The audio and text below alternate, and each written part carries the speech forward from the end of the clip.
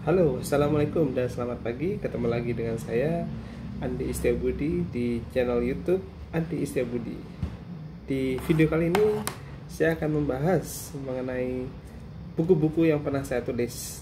Dan untuk video kali ini, saya akan membahas buku yang saya tulis tahun 2020, yaitu buku kolaborasi saya bersama dengan teman saya, Sila Nemala, Ibu Sila Nemala, yang kebetulan saat ini beliau menjabat sebagai Kepala Subbagian Protokol Komunikasi Publik, Data dan Informasi DPD Sumatera Selatan atau Dewan Perwakilan Daerah Sumatera Selatan. Sekarang ini gelarnya teman saya itu atau Bu Sila itu gelar lengkapnya adalah Dr. Sila Nemala SIP MIKOM. Luar biasa. Jadi kebetulan saya mengenal Ibu Sila Nemala ini pada saat kami sama-sama menempuh pendidikan S2 di salah satu universitas di Jakarta Selatan pada saat itu. Dan pada saat itu, pada saat kami masih sama-sama menempuh pendidikan, saya sempat ngobrol-ngobrol dan ternyata Ibu Sila ini tertarik untuk memiliki sebuah buku, dan akhirnya setelah kami berdiskusi, bertukar pendapat, saling memberikan pandangan, akhirnya kami sepakat untuk membuat sebuah buku yang kami beri judul adalah Aspirasi Wong Kito. Buku ini sesuai dengan namanya itu ditujukan untuk masyarakat Sumatera Selatan, lebih tepatnya kota Palembang ya. Jadi ini bukunya, Aspirasi Wong Kito, ditulis oleh Sila Nemala dan Andi Istiabudi.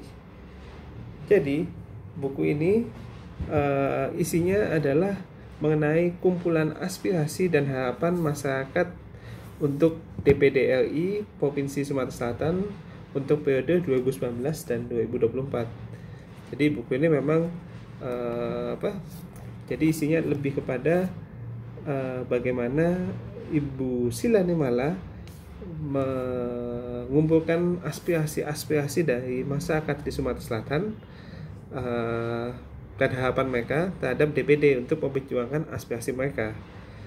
Kenapa saya mengusulkan buku ini? Karena saya melihat Ibu Sila Nemala sendiri sebenarnya memiliki visi untuk memajukan provinsinya, yaitu Sumatera Selatan, tapi melalui jalur DPD atau Dewan Perwakilan Daerah. Kebetulan Ibu Sila Nemala ini, teman saya ini, memang bekerja di DPD, sekretariat DPD, sehingga saya melihat kedepannya mungkin bisa jadi ingin berkontribusi lebih kepada provinsi tanah kelahirannya. Makanya saya mengusulkan kenapa tidak mencoba membuat buku berisi kumpulan aspirasi masyarakat Sumatera Selatan.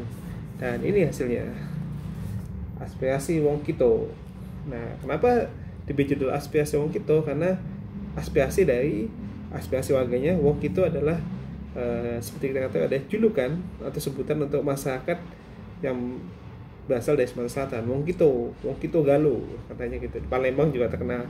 Nah, di bagian cover belakangnya ini ada jembatan Musi. Saya sengaja mengusulkan ini karena identik dengan Sumatera Selatan. Nah, buku ini sendiri itu terdiri dari 167 halaman, jadi cukup tebal buku ini, kalian bisa lihat. Dan buku ini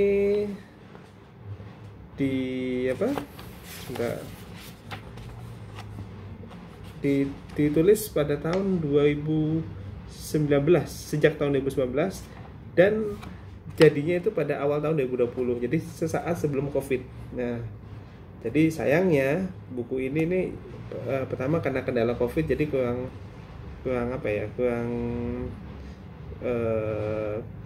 agak terlupakan lah buku ini. Karena pas sejak kita terkena COVID tahun 2020, seperti kita ketahui bahwa fokus dari tidak hanya pemerintah pusat tapi juga mungkin Provinsi Sumatera Selatan adalah untuk penanganan COVID. Jadi harapan-harapan masyarakat yang tadinya diberikan atau yang ada dalam buku ini mungkin bukannya dilupakan, tapi mungkin sementara lebih difokuskan kepada penanganan COVID.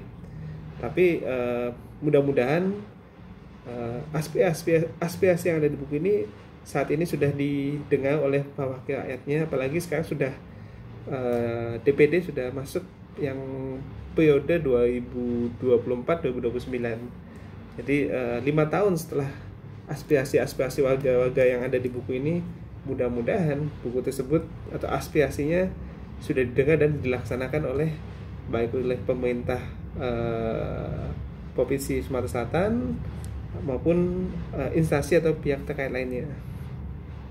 Nah, selain berisi aspirasi, ini saya kasih contoh ya, contoh aspirasinya nih. Saya akan bacakan aspirasi dari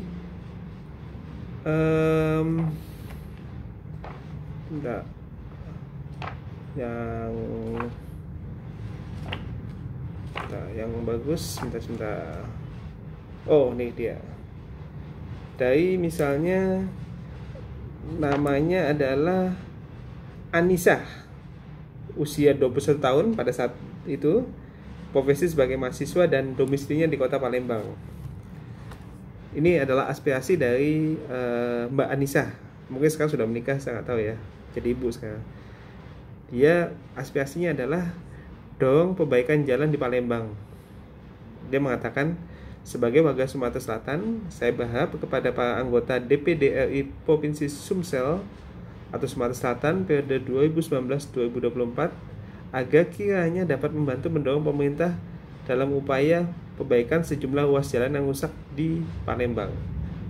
Ini aspirasi ini diberikan pada tahun 2019, jadi mudah-mudahan sekarang sudah ditangani, aspirasinya sudah diterima dan ditindaklanjuti oleh pihak-pihak instansi terkait, karena tujuan utama atau tujuan awal dari pembuatan buku ini adalah agar semua aspirasi yang mungkin masyarakat ingin sampaikan itu bisa diterima dan akhirnya ditindaklanjuti, karena fokus utama pembangunan tentu saja adalah untuk mesejahterakan masyarakat dan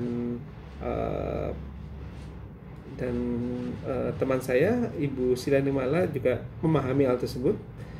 Oleh karenanya begitu saya memberikan masukan untuk buku ini tentang aspirasi, dia sangat antusias dan saya ingat sekali bahkan pada saat itu dia benar-benar sangat mensupport dalam produksi buku ini gitu.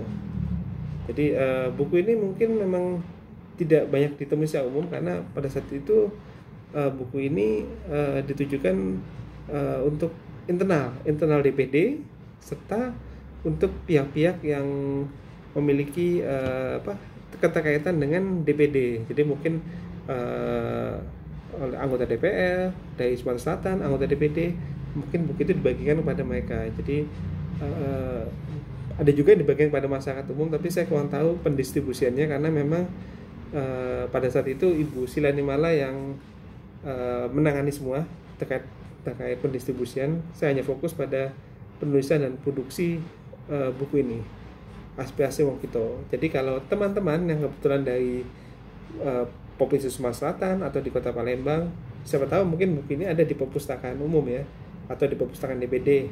Buku ini aspirasi Wong Kito, dan ini tidak hanya berisi aspirasi tapi juga berisi foto-foto mengenai kegiatan teman saya selama di DPD, bertemu dengan sejumlah tokoh, menemui masyarakat, mendengarkan aspirasi dan lain sebagainya. Ya, itulah tadi buku penjelasan saya tentang buku aspirasi Wong Kito. Saya tidak tahu apakah Ibu Silani Mala saat ini membuat buku lain, tapi mudah-mudahan saya berharap Ibu Silani Mala tetap berkarya, meskipun mungkin tidak berkolaborasi lagi dengan saya atau tidak bersinergi, tapi paling tidak tetap memperjuangkan atau memajukan literasi di Sumatera Selatan sesuai dengan kegiatannya saat ini sebagai Kepala Subbagian Protokol Komunikasi Publik data dan informasi DPD Sumatera Selatan. Jadi buat teman-teman yang ingin atau ada keinginan untuk menulis, jangan ragu untuk memulainya. Ayo kita mulai. Bahkan siapa tahu kita bisa bersinergi bersama, seperti yang pernah dilakukan oleh Ibu Silani Mala. Itu. Sekian video kali ini. Mudah-mudahan video ini bisa menambah wawasan dan menginspirasi teman-teman untuk menulis. Salam dari saya, Andi Setiabudi. Assalamualaikum warahmatullahi wabarakatuh.